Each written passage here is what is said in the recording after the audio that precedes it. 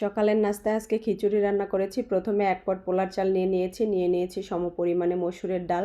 নিয়ে তারপরে সুন্দর করে এগুলোকে ধুয়ে নিয়েছি। ধুয়ে নিয়ে তারপরে এই কড়াইটার মধ্যে দিয়ে সবগুলিকে দিয়ে তারপরে এর মধ্যে একে একে সব উপকরণ দিয়ে দিচ্ছি। প্রথমে পেঁয়াজ, তারপরে কাঁচামরিচ দিয়ে দিচ্ছি।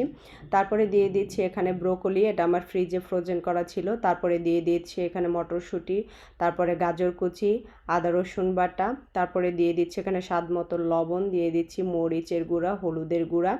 তারপরে এখানে আমি পরিমাণ মতো তেল দিয়ে হাতের সাহায্যে সবগুলো উপকরণকে একসাথে মিশিয়ে নিচ্ছি।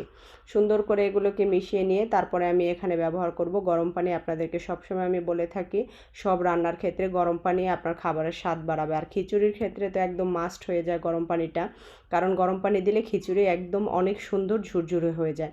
তো ঢাকনা দিয়ে ঢেকে তারপরে আমি রান্না করেছি, মাঝে একবার নেড়ে দিয়েছিলাম, আপনাদেরকে দেখাতে ভুলে গিয়েছি। তো একদম পারফেক্ট ঝুরঝুরে সকালের নাস্তায় খিচুড়ি আমার একদম রেডি। ডিম ভাজার সাথে এটা পরিবেশন করব, আচারের সাথে খাবো, অনেক বেশি মজা হবে ইনশাল্লাহ।